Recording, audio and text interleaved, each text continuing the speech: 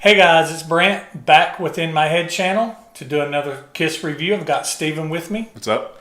And it's good to have him back. I've missed you. Yeah, I've missed being around. I've seen some comments, and that seems I've garnered a few fans. Right, yeah. And I hate not being here, but yeah, other priorities come first. Exactly. Family's first, but it's good to have him back for the Elder.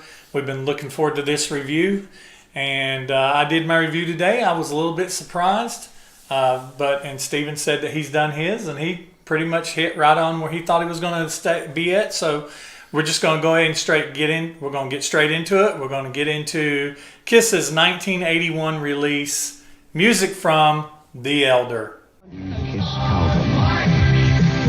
Music from The Elder. World without heroes. The legend of The Elder.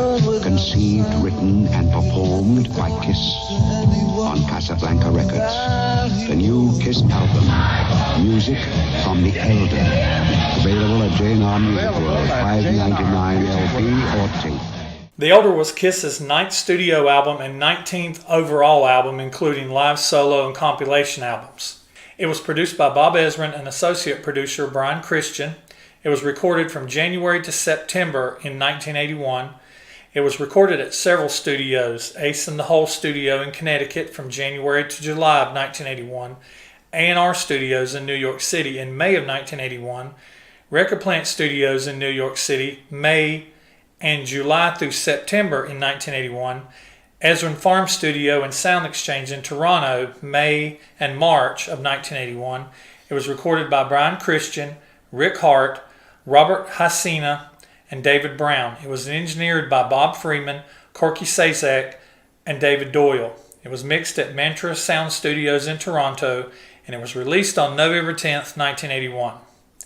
As far as chart action, the album peaked at number 75 on the U.S. charts and only spent 11 weeks on the U.S. charts. But the album charted much higher in other parts of the world like Australia, Austria, Germany, and Norway, where Kiss's popularity was at an all-time high, while in the States it was at an all-time low.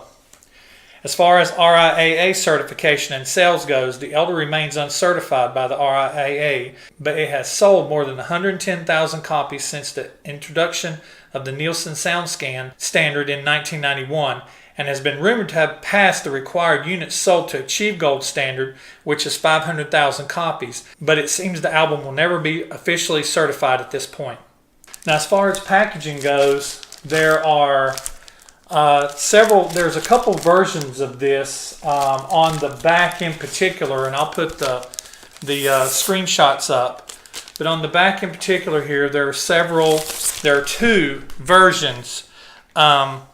On this version here, the Fanfare, this actually has the right, correct running, and I'll put this up on the screen.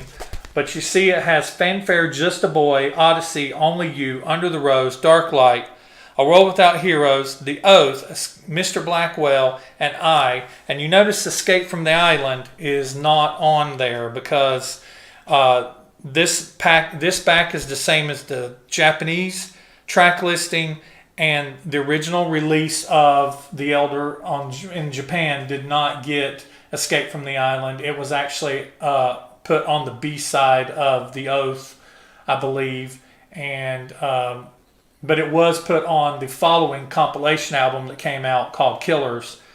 But now, even though that says that on mine, you see here that it doesn't have a picture of the band nowhere. It's got the front door, it's got the gatefold, it's got the inside story and everything, and it's got the track listing on the back. This is a version, I think this is a second press, but the original had a vinyl lyric sheet in it, and mine doesn't have that. But if you look at mine, Steven, you can see here that even though on the back it says it starts with Fanfare, mine actually starts with The Oath. It doesn't start, and I'll put track listings, I'll put pictures of this up. But it's got the hand on the front and the back of the hand on the back, on the B side. And the track listing is, they rearranged the track listing because Polygram was their new label. They had a multi-million-dollar brand new contract with, it was a multi-album, multi-million-dollar contract with Polygram. And they presented them this album, and it freaked the record company out. And if you look at this, a record company from a standpoint, they'll be like, oh, we don't get a good song till we get down to the third song from the end of the album. So what they did was they rearranged the entire track listing and put The Oath at the top. And if you rearrange the entire track listing on a concept album, what does that do? It rewrites the whole story. Yeah, it makes it no sense. And this was supposed to even have a movie. That's why it's called Music from the Elder, because on the back it says, Music from the Elder with Robert Christie, Anthony Parr, Christopher Makepeace, the American Symphony Orchestra, and St. Robert's Choir. So this was supposed to be conceptualized. Gene Simmons was trying to conceptualize this into a movie, which never happened. They had a budget set aside for a tour that never happened because the album, 11 weeks on the chart, it flopped. It flopped in the States, but it took off in other parts of the world. So let's see if I have anything else in my notes about packaging here. I'm just going to set this back here for now. It was most likely that that was Paul's hand on the door there. It was originally speculated that was a hand model and that was the door to the Park Avenue United Methodist Church in New York City. But that actually is Paul Stanley's hand. A picture circulated. If I can find it, I'll put it up, of Paul covering his face, putting his hand on the door. And the door is actually a prop that's long since been destroyed. But there is a replica of this door at the Kiss Mini Golf Course in Las Vegas, Nevada. And a bunch of people, if you Google, you can see people getting their hands pictures of their hands taken at the door knocker. It's not an exact replica, but it looks pretty similar to it. See what else I have in notes. The 80s was an extremely difficult time for Kiss. They were in a downward spiral in the U.S., like I said, while they were at the top of their popularity peak in other parts of the United States, Australia, Austria, Norway, Germany. Even though this is Bob Ezrin's second album producing for the band, the Controversial Destroyer had been his first. The album marked a huge departure from what the band had ever done in the past. They never made a concept album like this, nor have they made one since like this. The band had hinted to the fans that after the commercial disaster of Unmasked in the U.S., that they were going to return with an album that was going to be hard and heavy, start to finish, ballsy rock and roll that would knock the fans' socks off. They began the initial recordings in Ace's studio, Ace in the Hole, in Connecticut in January 1981, recorded demos and basic tracks until the band moved to Ezrin's home studio in Toronto. And that's where things started going sideways. And Ace actually, I believe I've heard reports, Ace actually spent very little time in Bob's studio in Toronto, that he preferred to stay back at home in Connecticut, and he was actually recording his stuff and then sending it in. And he recorded solos that didn't get used. There's several solos on here that Paul plays that Ace actually recorded solos for, but Ezrin chose not to use them. During the recording, Ace grew increasingly frustrated that the band had abandoned the idea of creating a hard rock album and began to create an overtop conceptual album full of symphonic arrangements after Gene came up with the idea of basing the songs on the album around the story plot of a young hero, the boy, who had been recruited by the Council of the Elders, called the Order of the Rose, to battle against an evil foe who's not very well defined in the songs, but is spoken about in the song Mr. Blackwell. The Elder would be Ace's last album he would officially record tracks on until 1998's Psycho Circus. Although he would appear on the covers of Killers and Creatures of the Night, he did not record tracks on those albums. The Elder would also be Eric Carr's first album to play on. Eric, like Ace, was looking to make a harder rocking album, but since he was deemed an employee of the band and not an official member like Gene and Paul, he did not have voting rights for the directions of the songs, and Ace often got outvoted 2-1. And Gene and Paul even then would do what Bob wanted to do. The recording of the album took 9 months. It's the longest it ever took the band to record an album to this point, and there's only one album that has taken them longer to record since, and that's Revenge. It took them almost a year and a half. There are not many outside musicians on this recording other than Bob Ezrin, who played keyboards and percussion throughout the whole album. Alan Schwartzberg played drums on a couple songs. Tony Powers played keyboards on a song. And the American Symphony Orchestra and St. Robert's Choir performed on many of the tracks on the album. There are a few outside writers. Bob Ezrin co-wrote 6 of the 11 songs. Tony Powers co-wrote 1 track and wrote another track entirely. Anton Fig co-wrote 1 song, and Lou Reed was brought in by Gene Simmons to help with conceptualizing and worked on 3 of the 11 tracks. During the recording of the album, a very tight lip was kept on what was going on as far as what recording was being done. Bob Ezrin would only communicate directly with Kiss or Bill Aucoin, the then manager Bill Aucoin. Polygram was shocked, putting it lightly, when the album was finally delivered, and it was delivered to them late and over budget, and they basically went bat crack crazy. The reaction of longtime business manager Howard Marks was so resentful that he refused to even allow his company's name to appear anywhere on the album or in the liner notes. I mean, people were either furious or ashamed by this album. Even Kiss to this day is still ashamed of this album. Although a huge budget was set aside to tour, promote the album, it never happened. A film that was set starring Christopher Makepeace, as I said, never happened. And like I said, the band continues to badmouth this album to this day, even though it's become a long-time fan favorite with a cult-like following. So there you go. It's a big album, and I even cut some things out, because I didn't want the whole review to be about the album. I wanted it to be about the songs also. So that's what we want to get into. So what we're going to do for the first track, we're going to go in the original order. We're going to go from Fanfare to I. And me and Stephen talked earlier today, we're gonna link Fanfare and Just a Boy together as if they were one song. We're gonna grade them as if they were one song, because basically one's leading into the other. So here we go. We're gonna start track 1 and dash two, Fanfare and Just a Boy.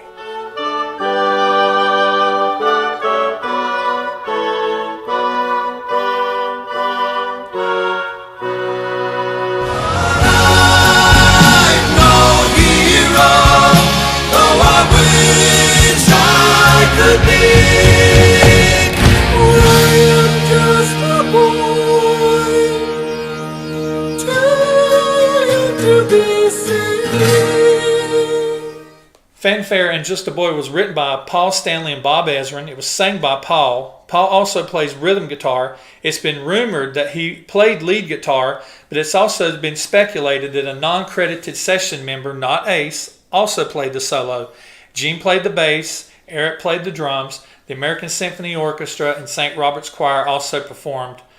Paul and Bob wrote this song originally using an 8-track with Bob on drums in his practice studio in the basement of his studio in Ontario. Now, as far as my notes goes, I like both of these songs. Fanfare sets the stage for the album, that big grandiose, and I'm a fan of symphony.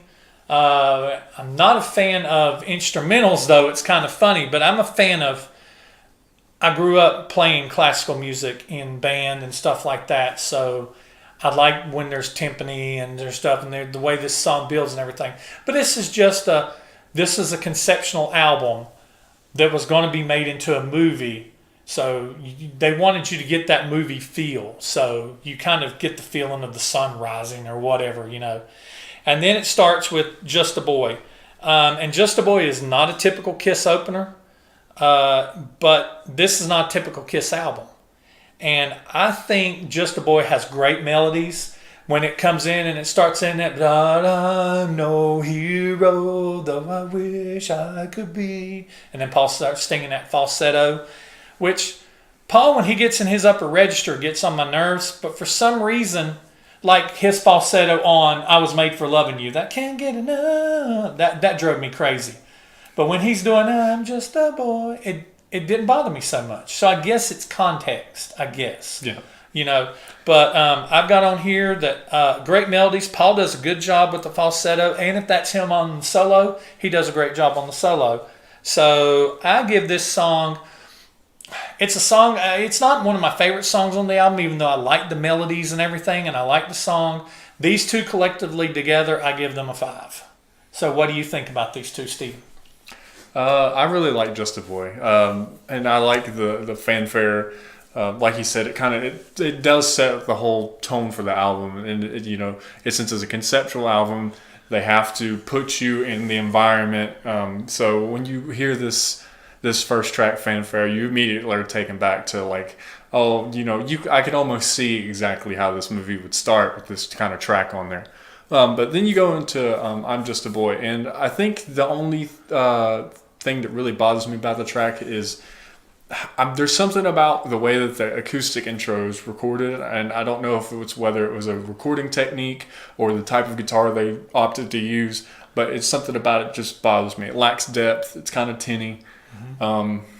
It's like they were trying to play. It sounded like they were playing a classical nylon guitar with a pick, mm-hmm. which you don't always do. You can. I mean, there's no rules in music, right? But it's just something about it that bugs me. But other than that, I love the rest of the song, and it's extremely calming song for me. So I give it a 9. Okay, awesome. So Stephen's out the gate with a 9. Collectively, Stephen's out the gate with a 9. So we're gonna move out, and that kind of after Just a Boy goes off, it kind of follows straight into track 2, Odyssey. Once upon not yet.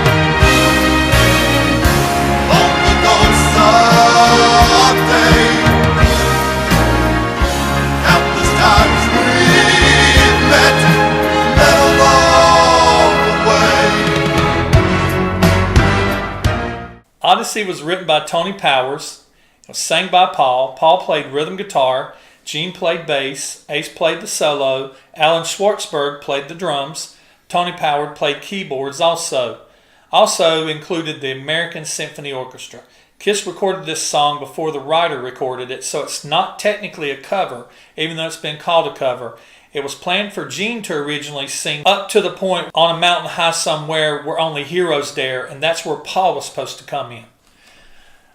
So when I read that little factoid that this was originally a song that Gene was supposed to sing, and it starts off with that. And Paul, I love when Paul experiments with his voice, and he starts off with that really deep, low, from a far off galaxy. And he's almost got his little Elvis going on, and he channels his Elvis later on in some of these songs.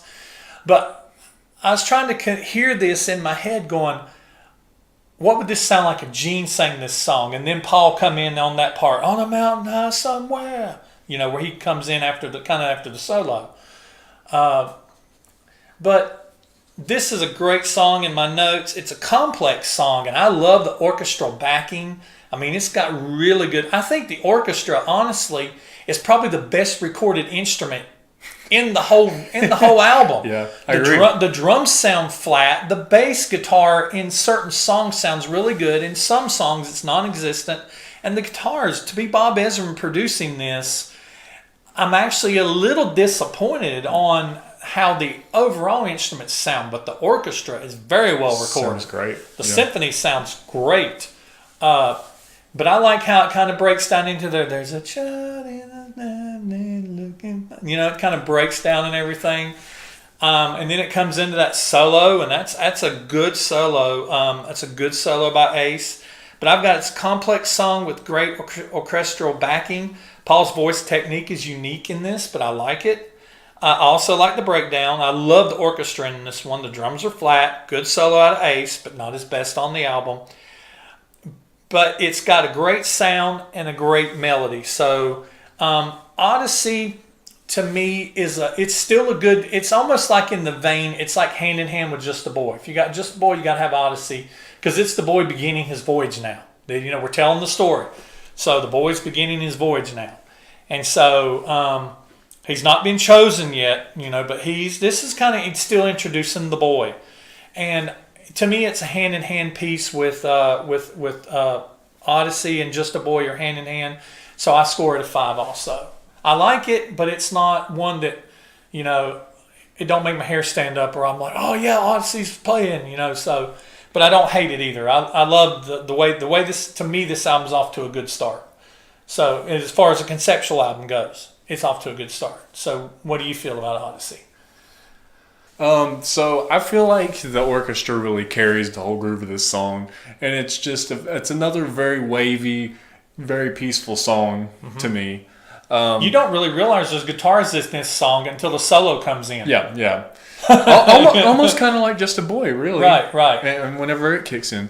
But yeah, it's just, it's another one of those, bookend songs with Just a Boy, because there's many a time that I've went and listened to this album and I've just went straight to Odyssey, or I would listen to Just a Boy, and then I'm just like, they do have that harmonic that goes from the end of one song to the next, that when you listen to them together, it's just, they didn't leave. They could have put dead air. Yeah, they didn't. It basically, it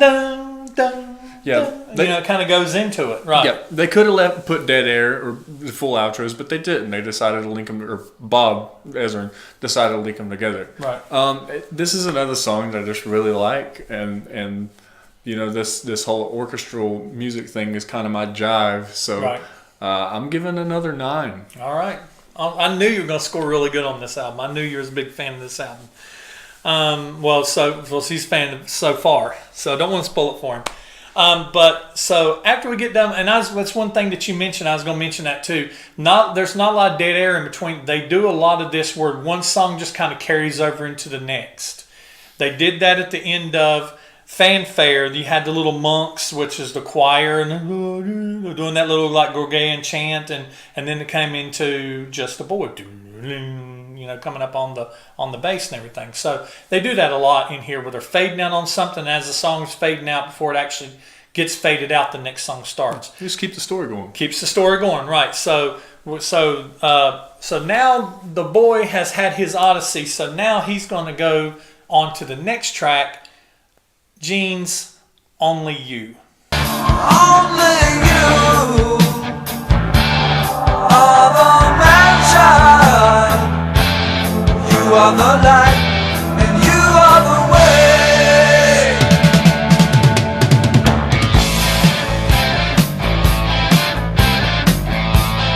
Tell me the secret.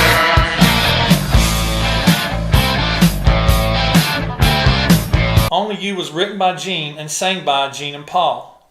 Gene played bass and the rhythm guitar. Paul played rhythm guitar. Ace played the small solo. Eric played the drums. Paul comes in near the end, before or after the bridge singing. Only You has a great throwback riff. It starts with that, not the, I guess that's the sound they were looking for, because the drums sound kind of, the guitar sounds kind of teeny, but then the bass comes in, kind of following and it has pretty good. And then Eric comes in and starts playing. It's got a great throwback riff that's under the verse. I love the old that Only You, that riff that's under that. I love that. Gene doesn't start with Cookie Monster. Yeah, Gene has some great bass vocals, and there's some that part in the very beginning when he's going Only You, and he's kind of singing up, and you hear reversed background vocals under where you hear his vocals, his words fading in reverse. So Bob used some really cool techniques on Gene's voice in this, and that just adds an extra layer to it. It gives it that more conceptual, more cinematic type sound to it.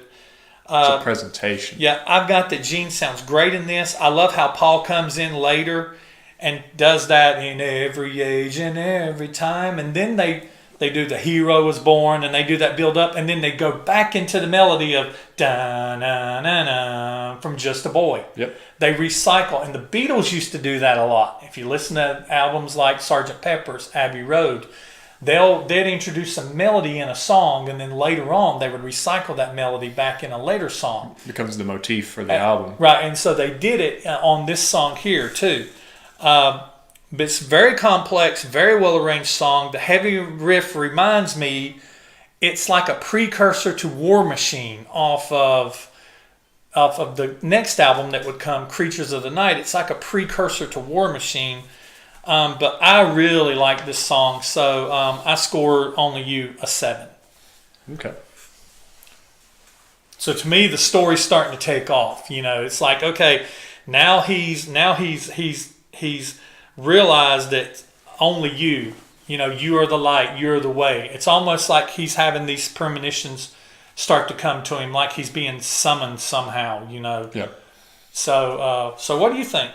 I really like it. I remember whenever I first listened to the album, the tinny guitars, I was almost immediate turnoff for me. But I like to give most songs a chance, unless it starts off and I'm just like, this is not good.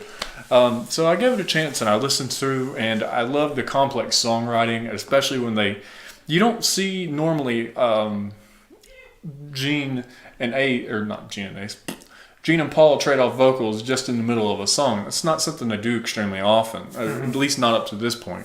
And I just like that there was that kind of thought put into it. And I also like that there was the thought put into of continuing the motif of the melody from Just a Boy, and just reintroducing that, because it kind of gives a sense of like, here's where we started, and now we're gone on our adventure, but we have to remember where we came from. So I really enjoy the songwriting, and the riffs in it the song are also really good. Gene's vocals are good, and Ezrin's engineering is very innovative, especially for early 80s. Yeah, because they're still working on tape during this time. Yeah. So I mean, I'm sure that's not. I wouldn't begin to know how you do that kind of technique on tape, but I'm sure it can't be easy. But I gave this one an 8. All right, awesome. So now he is the boy has figured out that it's only him. So now he is about to go on to the next track, and he's going to go Under the Rose.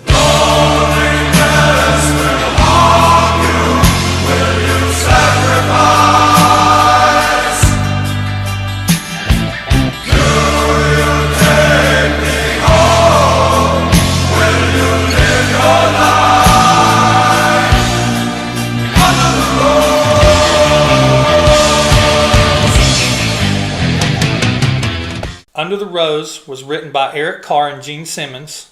Gene sang and played the bass. Paul played rhythm guitar. Ace played the lead solo. Eric played the drums.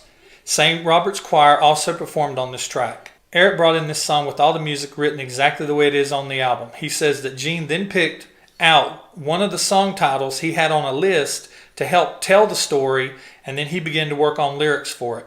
It didn't turn out exactly as Eric had wanted it to, but he was happy to be contributing to the album.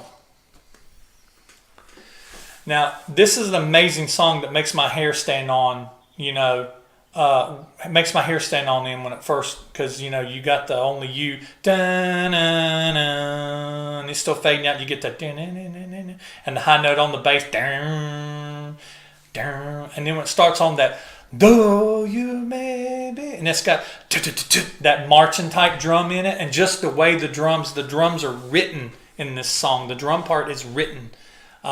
And the drummer wrote this song, at least wrote the music to it. And some of this stuff's like that, the interlude coming out of the chorus, like da-na-na-na, da-na-na-na-na, da-na-na-na-na, da-na-na-na.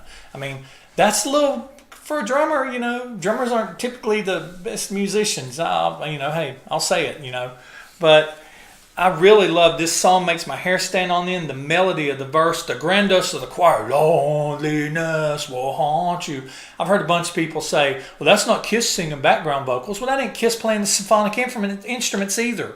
I mean, come on, duh. Kiss is doing what they do, but I would have rather have had that I'd rather had that choir singing that background, because it is just monstrous and epic. I mean, it's just, do you understand where you sacrifice? I mean, it's just, wow. I mean, it's just, like I said, it gives me goosebumps.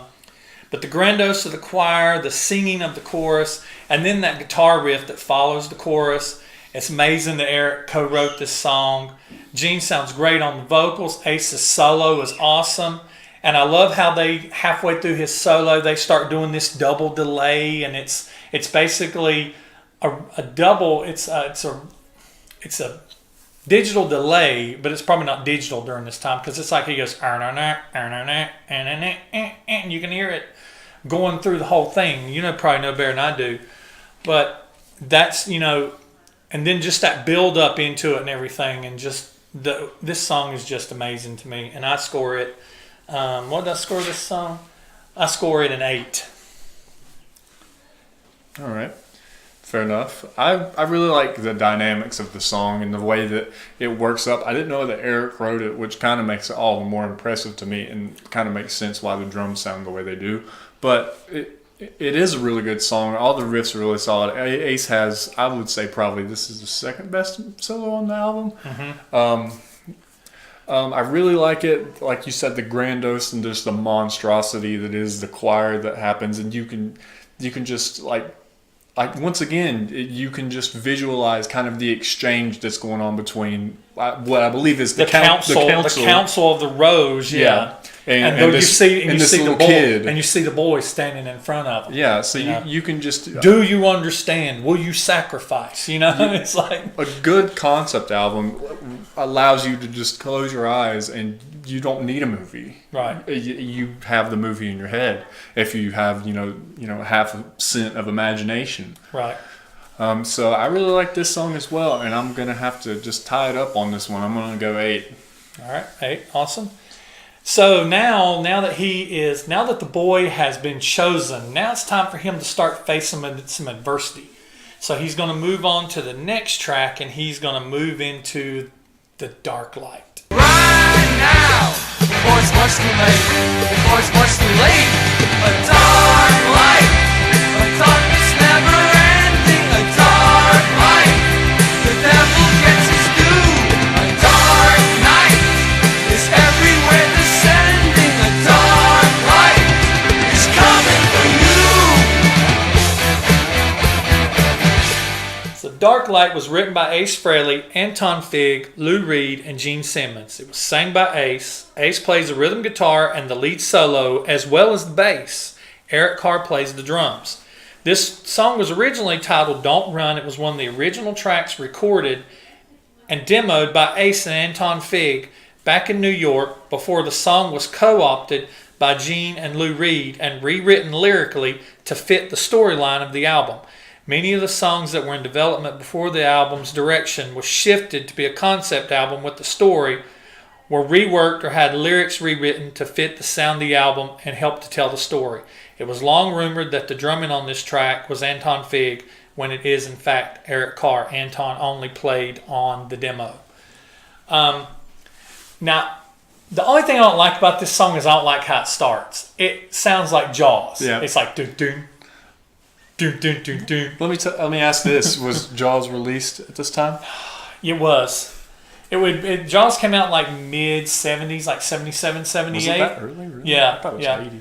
Yeah, or it may be. I mean, I may be wrong, but I know that Jaws, because even being a kid, being 12 years old, I remember hearing do do do do, and Steven got the. And what I think they were trying to do is everybody. That's one of those iconic. You know, everybody knows that dun dun dun dun dun dun dun dun. Everybody knows those two notes. And I think, and even you kind of have, and then he starts doing just going to dun dun dun dun dun, and you hear Eric's rolling on the floor top, and then it just starts in with that, and then it just dun dun dun dun dun dun, you know, it just kind of comes in and kind of scares you. And I think that's what it was. If you conceptualize, it's like not in the water but in the woods. And it's dark, and and he's going through the woods, and she's just trying to create suspense. It's trying to create some suspense. Exactly, that's what it's doing. I think it does kind of start off kind of corny, sound like Jaws. I would have liked to have seen it just start with the main riff, but it might have took something away from it. But Ace sounds great, and this solo is my favorite solo on the album, and maybe one of my top 5 Ace solos. He absolutely shreds it on this and plays parts of it at some speeds. His picking hand, he's moving at some speeds, picking that he's not done on a recorded studio album.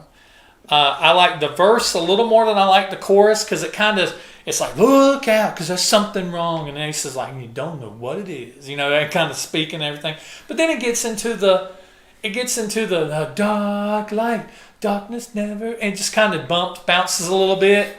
And then it's kind of coming floaty for you. And then it gets back in that. It's got that little cowbell going and everything. I mean, and you hear a little shaker in there. That's Bob playing the percussion, adding all that little extra stuff. And it's just great. But I like the additional percussion. Like I said, the congas and the cowbells, especially with the drums during the solo. And if you listen to this solo, there's no accompanying rhythm guitar. There's no bass playing. The solo is just Ace playing with a little bit of, sounds like maybe plate reverb on or something like that. And it's the drums and congos and some shakers and somebody on a cowbell. And that's just a solo all by itself. And I mean, that's just phenomenal to me and it is a kick-ass solo. And that's kind of unique to do that, but I love this song. Dark Light to me is 8. Okay. And it's good to see Ace finally show up. I mean, Yeah. Were we about to flip the vinyl and Ace finally shows up? yeah. So, Ace's first song, it starts out like Jaws.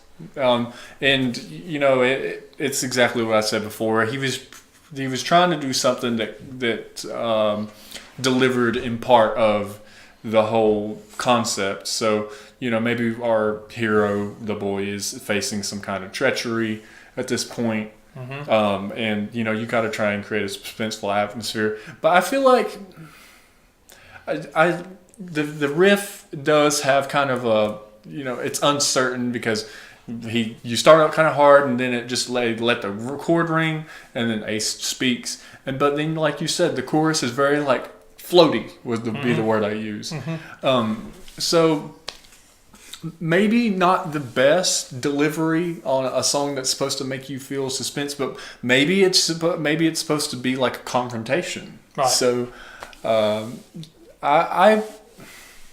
Ace's solo is really good on this one. I do like it. I don't think messy is the right word, but there's another word that I'm looking for that I can't quite find. I was thinking about it on my way home as I was listening, and it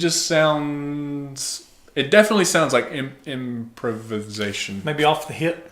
Yeah. It's like Ace, go, and at the end of that when they went, hey, that sounds good, man. That's probably, Yeah, take one material. Right.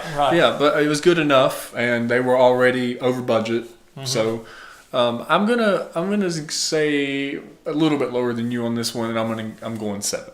Okay. All right, so 7 on that one. Okay, so now we're going to flip the vinyl, a few vinyl flippers, and we're going to going by the original track. We're going to start side 2 with A World Without Heroes. Where you don't know what you're after, or if something's after you, and you don't know why you don't know.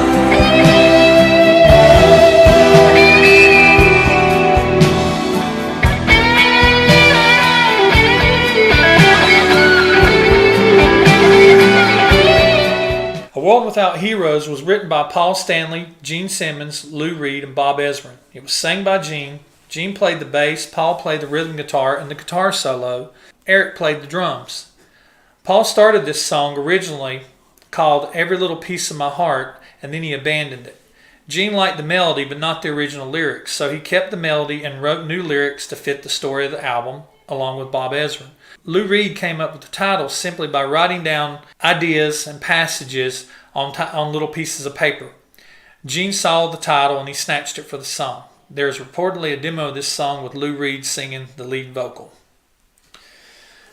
Now, this song by Gene, it almost sounds like it could have been on a solo album. And it's just one of those things, you flip the album and you come over to side 2 and you start off with do-do, do-do, do-do, do-do, and those harmonics on the guitar, cling, cling, and then Gene starts in with the World Without Heroes. It almost sounds like Man of a Thousand Faces mixed in when the symphony comes in, which once again sounds beautiful. The French horns in this song, I'm a fan of French horns. And the French horns in this song are absolutely amazing. When he's like, you don't know what you're after. I mean, those horns are just like, they're just awesome. But it almost sounds like you could mix a Man of 1,000 Faces with When You Wish Upon a Star, and you'd get A World Without Heroes. It shows the confidence, but it's a good performance by Gene. And Paul did a great job on the solo. This is a really good solo to be Paul. And it kind of shows the confidence that Paul, we always talk about the confidence that Ace had gained from his solo endeavor and then through Dynasty and Unmasked and stuff. But no one gives Paul credit. No one gives Paul credit that Paul really grew too. Paul almost produced his solo album by himself. And then he really grew. He started picking up more solos on Dynasty and Unmasked where Ace wasn't around to do them. And so I think it really shows the confidence that he gained not only in his vocals, which Paul is still in his prime at this point in time and everything, but he's also gotten better as a guitarist and a solo guitarist. But I have to be honest, this is almost the kind of, this was the movie, this would be where I'd get up and go use the bathroom. I mean, you know what I'm saying? You always try to look for that spot if you got to pee. It's like, can I go now? Okay, I can go now. You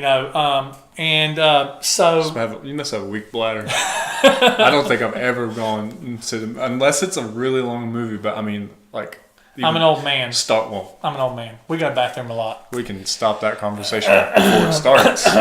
But anyway, I digress. That I don't hate this song, but this to me is the weakest song. To me, is the weakest song on the album to this point. So I score this one. I drop it down and I score it a 4. What about you? I'm have to agree on a lot of points. I just because the strength and the power the symphony has in the song, I feel like it would be hard to just write it off, because it is a pretty well written song. I would say this is probably the one I feel like doesn't fit in the most lyrically, because although I feel like what they were trying to convey is like this kid is the last hope. He is the last hope. Yeah, right. But he's the chosen one. He's the last hope. But it's just like, even though it's a world without heroes, he's still a hero. So right. He's not a hero yet, but he's he's on his quest. Yeah, he's on his journey. Right, he's on his journey. So out of all if you ask me to pick out of all 10 tracks and say which one do you think they rushed, I'd be like this one. So I give it a 5. All right. And they come under a lot of fire for this because this is the one that they actually created a video for, conceptual type video where they were performing, and it was after they'd already cut their hair because Kiss cut their hair and everything for this and everything. So, but at the end of it, Gene's shown crying. So you got this was freaking the Kiss Demon fans out because the Demon sung "When You Wish Upon a Star" on his solo album, and now he's singing "A World Without Heroes." And at the very end of the video, they're showing the Demon crying, and people are like, "What the heck? What the crap? The Demon don't cry." But hey, he's Gene Simmons. He can do whatever he wants. That man can do whatever he wants. So it fades out, and we're going to we see we may be living in a world without a hero, but so now we're going to move on to the next track, and we're going to hear about the boys' oath. So we're going to the oath. Like the blade of a sword, I am forged in flame. Fiery hot.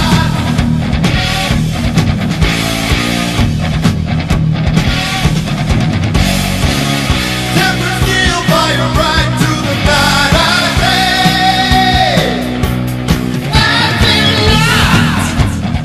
The Oath was written by Paul Stanley, Bob Ezrin, and Tony Powers. It was sang by Paul. Paul played the rhythm guitar and played the lead solo. Ace played the rhythm guitar as well as bass guitar. Eric played the drums. Ace recorded a lead track for this song, but it wasn't used. Now, to me, The Oath, and among with very popular opinion, is I'm not saying, well, I can't say if it's the most kick-ass song for me on the album because I'm not done yet. So I don't want a spoiler alert. You'll find that out at the end. But it is a kick-ass song. I've got in here in my notes, kick-ass song. Probably the most kick-ass on the album, maybe. Awesome riff, sounds like classic Kiss. Amazing drumming by Eric. The first time double bass is ever used in a Kiss song. Up to this point, first time double bass is ever used. Peter Criss could not have played this song. They lucky they got Eric. Peter Criss couldn't have played Under the Rose. That's some complex timing and complex stuff. I don't think Peter could have played Under the Rose. He maybe could have been taught, but it wouldn't have come out of him naturally. He wouldn't have wrote it. He wouldn't have wrote it like that. He wouldn't have wrote it. But the drumming on it is amazing, but the drums are flat. The toms sound like they're almost paper. The snare sounds like it's got a towel over it. But that's through the whole album. I mean, like I said, for this to be a Bob Ezrin engineering and mixing. Now, he didn't engineer, but he didn't engineer, he didn't record. And here's where I think where some of the bad sound could have come in. Well, one, I've not really mentioned it up to this point, but Bob was he was allegedly really bad on cocaine at this time. And his judgment was clouded and everything. I can see that. But this album is produced by Bob Ezrin. It's not recorded by Bob Ezrin or mixed by Bob Ezrin. He had all these other people doing the engineering, doing the mixing, doing the recording, and that is where sometimes your sound quality comes in. Yeah. Where Your mics are placed, how you've got stuff mixed and stuff like that. So Bob may have been too busy looking at the big picture to identify the leaves and the branches on the trees. Bob was looking at the forest rather than looking at the trees. And the trees got a little blurry. It's pretty much spectrum-wise as far as instrument goes on the albums, except for the symphony. And I think the symphony was probably recorded by somebody different entirely or whatever. Probably someone on site. Probably someone on site at their facility. That knows their room, knows the symphony. Right. You know, they know how to record it. And they've probably got, the drop ceiling mics already in place perfectly where they need to be. Because it's funny, because sometimes when you hear the symphony come in on some of the songs, it's like it has a different depth spectrum than the rest of it's like, why is the lows in the symphony so much lower than Gene's bass or the bass drum? And they sound flat. They're not getting down in that lower register. It's like if someone handed you a square on a sheet of paper and it's like, here's Kiss's recording, and then someone hands you like a cube, like a Rubik's Cube, you're like, here's the symphony's recording. Right. There's depth. There's right. a 3D atmosphere to it. Right. So, I love Eric's performance on this. I just don't like the way the drums was recorded. Let's see. I've got some people hate Paul's falsetto in this song. I'm not the biggest fan of it, but I can't imagine what the song would sound like if he tried to sing it. If he actually didn't sing it falsetto, I can't imagine what it'd sound like. Because of the particular register it's in, there's only two ways to go. He's got to actually go up to the high note, or he's got to drop down to the lower octave. And it wouldn't sound as good going, your glory, I swear my love to you. It wouldn't sound as good. It does. So I understand why the falsetto had to be used. Yeah, and if had he attempted to go up to that upper register in his normal non-falsetto, I'd want to rip my ears off. I would. Yeah, I would have wanted to rip my ears off. He probably would have wanted to really choke some good tea down and probably want to kill himself after he recorded it. Right. So, and Paul does a very good. It's a very short solo. If you blink, you'll miss it, but it does kick butt. And when this song comes on, I crank it. If I'm in my car going down the road and my radio's already turned up pretty good, this song comes up. As soon as it goes, it's boom, it's cranked. By the time Eric hits the first drum, it's cranked. So I love The Oath. It is probably it's near perfection, as far as near perfection as this album is going to get. But it does have some things that I don't like about it, but it is probably one of my top 20 favorite Kiss songs, so I scored a 9. Can't give it a 10. It's not perfect. So sorry for you. I don't have these chains to bind me. So I'm going to tell you right now, boys, this one's and girls, this is a 10. Yep. I absolutely love this song. Yeah. It is in my top 5 favorite Kiss songs. It's the reason I opened this album. I absolutely love it. I love the riff. I love the extremely short solo. I think Paul's vocals are great. People who don't like the falsetto, get some music taste. Right. But I say that jokingly, but I really like this song a whole lot. I couldn't even begin to go into everything I like about it. So I'll just say I'll give it a 10 and leave it there. I'll leave it at the front door for you. All right, there you go. So now he swore his oath. So now it's time for him to meet the villain that finally shows up, Mr. Blackwell. Don't like you now, it probably never will. You cheat and lie and wonder why you can't sleep at night. You're not well, Mr. Blackwell, and we can tell. Mr. Blackwell was written by Gene Simmons and Lou Reed, sang by Gene, and Gene played bass. Paul played rhythm guitar, Ace played the lead solo, Eric played the drums. The song was written by Gene along with Lou Reed in order to introduce and define the villain of the story. But it's a weird plot in which most of the rest of the album has more of a medieval type feeling, whereas Mr. Blackwell has more of a modern world big city feel. It's difficult to tell that this is just one person talking in a schizo-type personality or if it's a two-person exchange between the boy and a villain. Now, if there's a song that lets the pre-existing personality of a Kiss member come through on this album, it's this one, and it's the demon. This would be the demon coming through on this song. And I love how Gene sings just the way it starts. It's so eerie. You listen to this on headphones, it's creepy. Listen to Mr. Blackwell in a dark room by yourself at night. It is creepy. Here's a bit of an antidote for you. For those of you who like horror games and know the game Amnesia, you know that you can make custom maps for it. You can add whatever you want to them.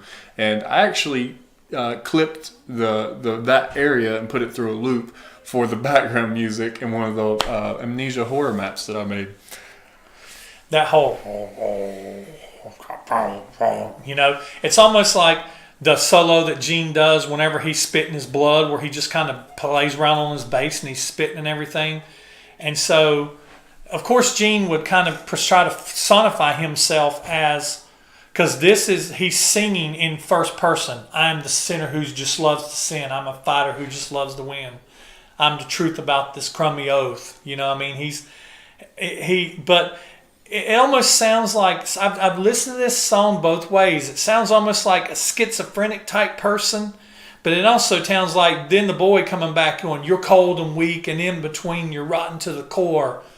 But it almost has like it's like it's pulled out of the medieval setting and like set in like Jersey. Like he's a broker on Wall Street that's, stealing the little old lady's retirement funds, and buying his his Ferraris or his whatever with it. But I like how Gene sings whenever he's singing the verse, how he sings the low and the high vocals at the same time. That's really interesting. That's really cool.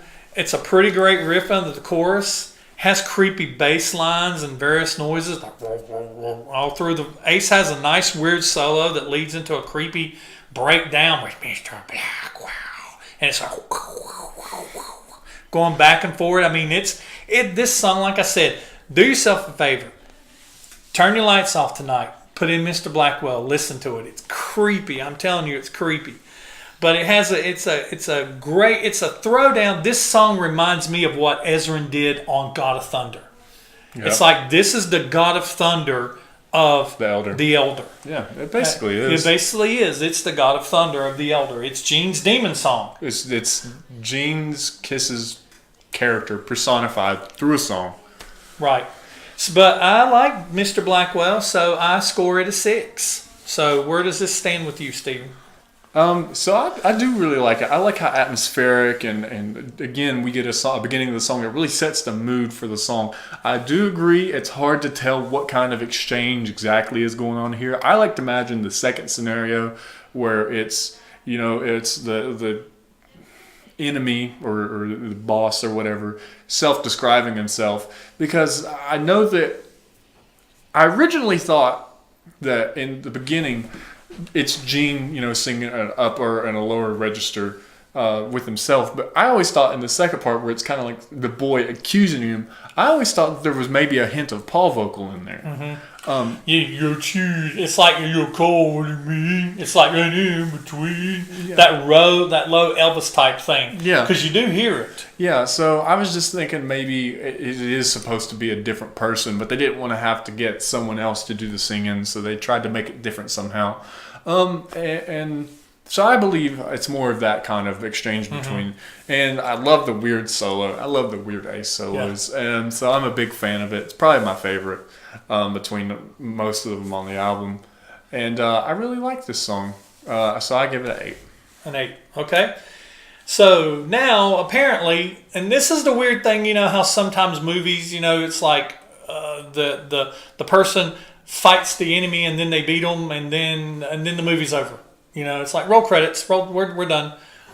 This is where when I listen to this album, it's where it kind of gets kind of weird, because now we're getting ready to move on to a song that has no words. We only know that what it is because of what the name of it is. It's called "Escape from the Island."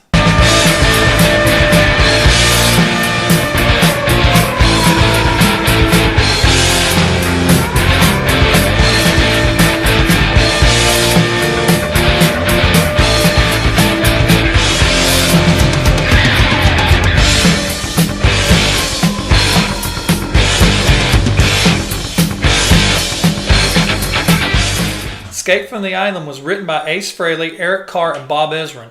It's an instrumental song that Ace plays the rhythm guitar and the lead solo, Bob Ezrin plays the bass, and Eric Carr plays the drums. Escape from the Island was the first instrumental on a Kiss studio album, not including Ace's 1978 solo album, since the 1974 debut album.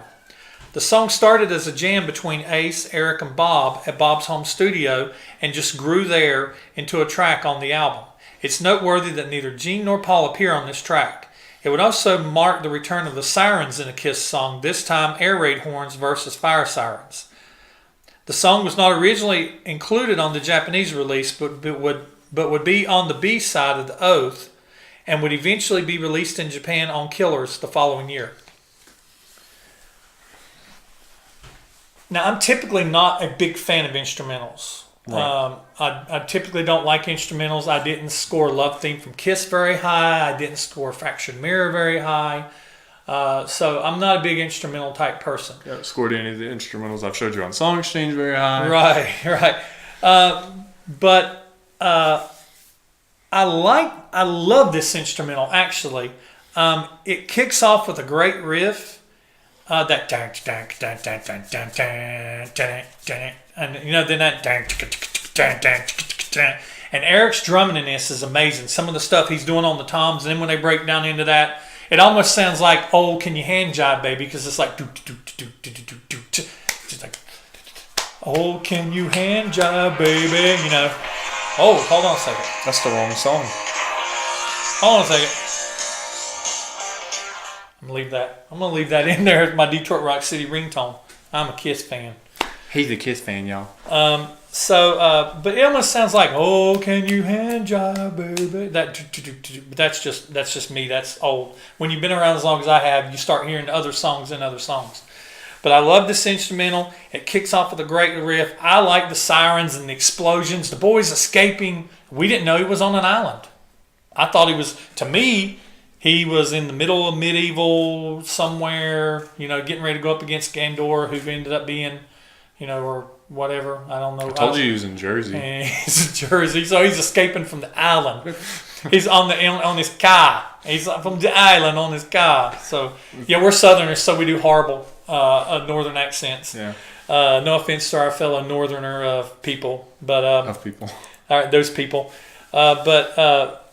Eric does an amazing job on this. I love every note, and 2 minutes and 51 seconds seems to fly by.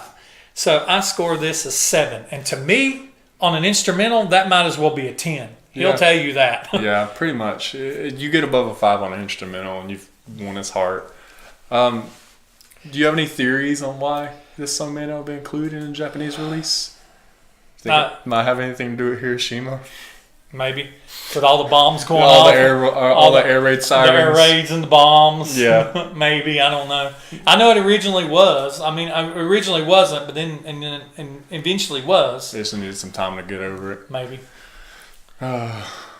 Anyway. Like I said, with no words, the music really does. It almost have to be a montage song.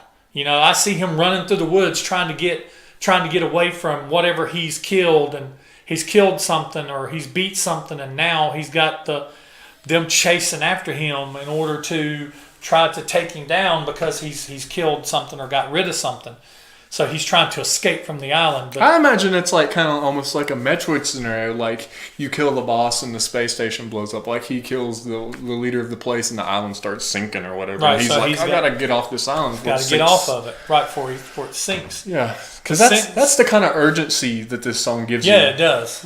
So that's the kind of a scenario I imagined is, whatever island he's on, something's happening. The volcano's erupted. It's starting to sink. Something. Yeah, the sirens are going off because he just killed Mr. Blackwell, and bombs are going off because they're trying to blow him up. And, which sirens weren't around in medieval times. So. Right, so that's what I'm saying. It's just kind of weird. It's like we're talking about being a boy under the rose going on Odyssey, and now we got air raid signs going off. So it's like it's kind of weird. It kind of throws the timeline around a little bit. Mr. Blackwell does that for me, and this kind of throws a little bit for me too. But what do you think about it? I give it a 7. What do you like? What do you not like? What do you think? Saying all that, I do like it. It's not.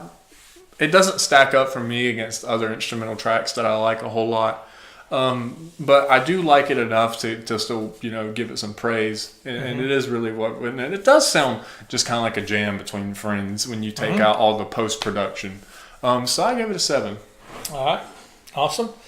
So that brings us to the end of the conclusion of our quest. And we're going to lead to the very last track on the album, other than the Morpheus, he seen the light in his eyes. We're not going to review that. It's dialogue. But so we're going to the very last track, I. I didn't know that I could do anything I needed to. And then a bolt of lightning hit me on my head.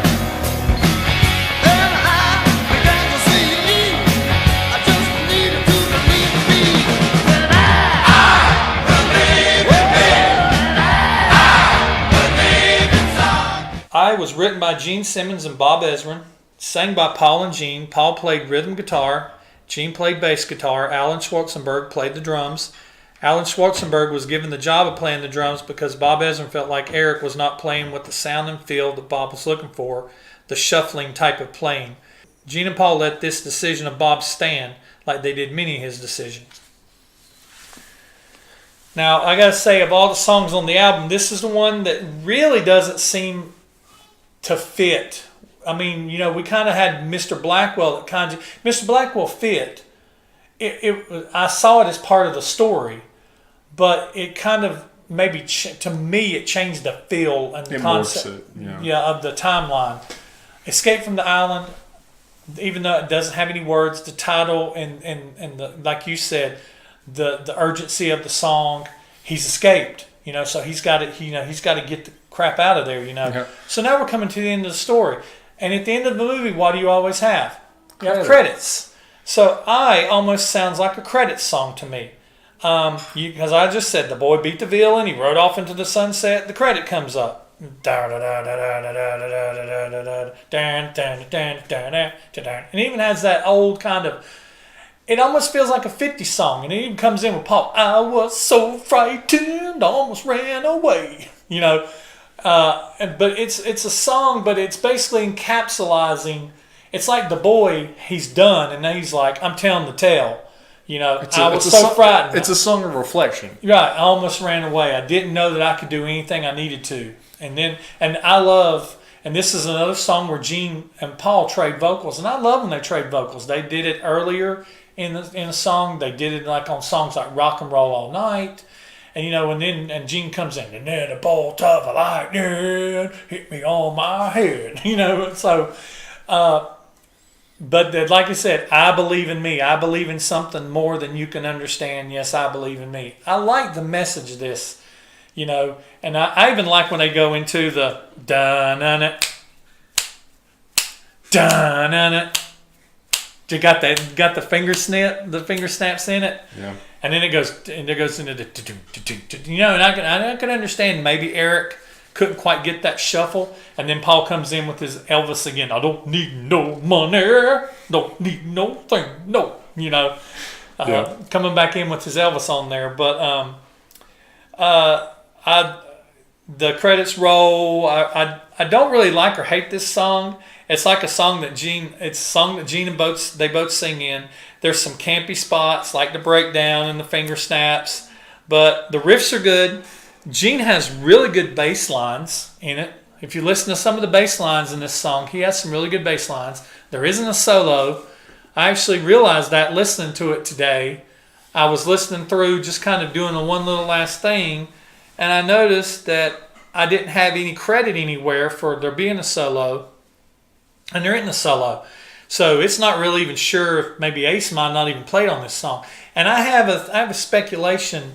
This is just my speculation, but this was during the time the last three albums that Ace officially worked on with Kiss, Dynasty, Unmasked, and The Elder. I think that Ace was kind of working on his own, because if you look at a lot of his songs, he has a tendency to play rhythm, bass. He's working with just a drummer, on a lot of them.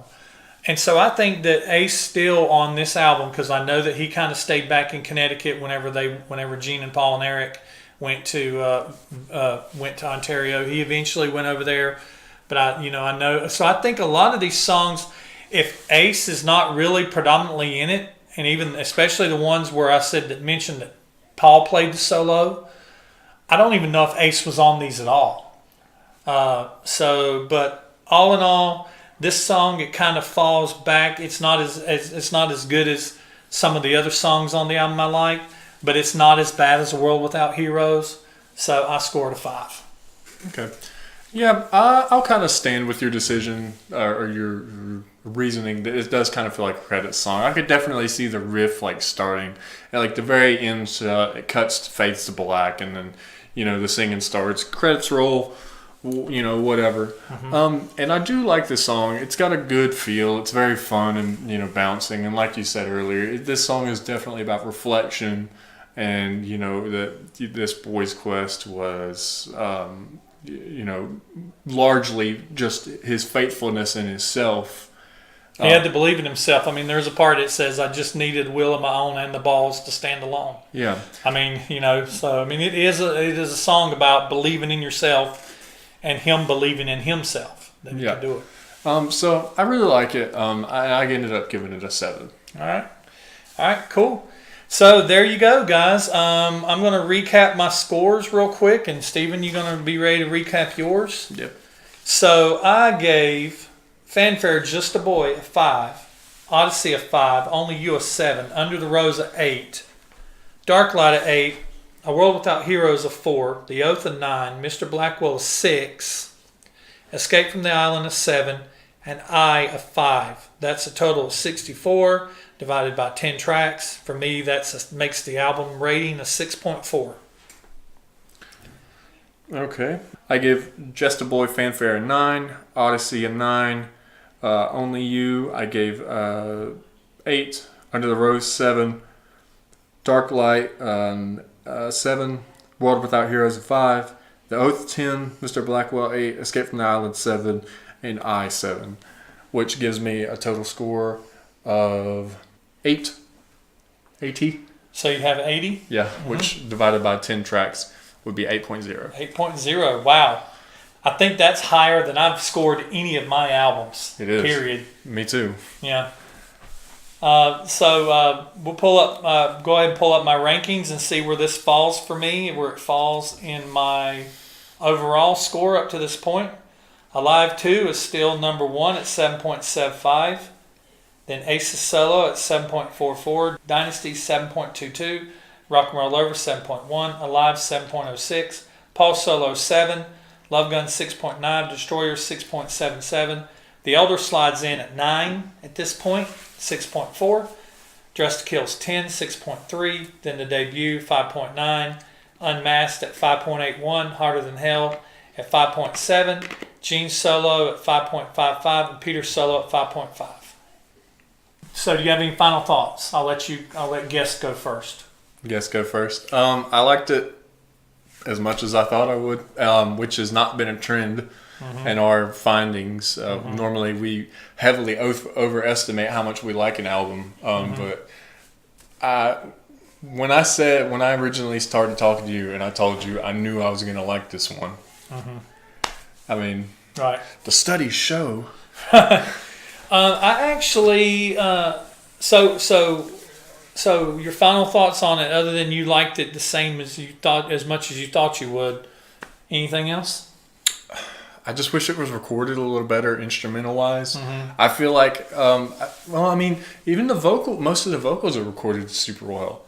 And of course the symphony is recorded fantastic. If the instruments were recorded just a little bit better, I mean, that would just be the cherry on top of the sundae for me. Right. Okay, my final thoughts is I remember being 12 and hearing this album, and although I knew it wasn't like anything I'd ever heard Kiss do, I didn't remember at the time hearing anyone else do anything like this, even though I know other bands like Pink Floyd had done a concept album. I know that now. I didn't know what a concept album was. I remember being excited to see the movie that never happened. I remember it would seem like forever after this before Creatures would come out, and it had seemed like forever since Unmasked had come out. So it was very much of a dry spell, and this is the album I get. But I remember that I really liked this album. I remember very well rocking to songs like The Oath, Only You, Under the Rose, and Dark Light.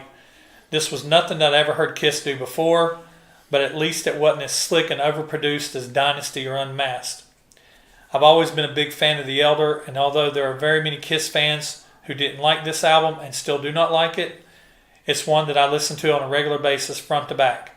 It's sad to me that after 36 years, the band still can't say they're proud of this album, because it's the only one of their kind in their whole catalog, and I feel that it is one that proved they were not a band that could just rock and roll.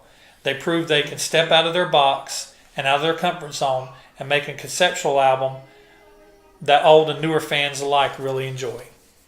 So that's it, guys. That's The Elder. We finally got around to it. I know some of you have been asking about this for a while. The next album I'm going to be working on is going to be Creatures of the Night. And I'm going to have a video that's going to be coming after this one.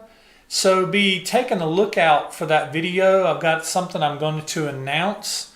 So if you're one of my regular watchers, you definitely want to be watching out for that video concerning a Kiss review, an upcoming Kiss review, sometime in the next 5 to 7 days. So other than that, that wraps up The Elder for us. He's completed his quest. The boy has completed his quest. And we're finished. So with that, I'm Brant. I'm Steven. And we appreciate you watching, and we'll see you next time. And that's a wrap. The wrap.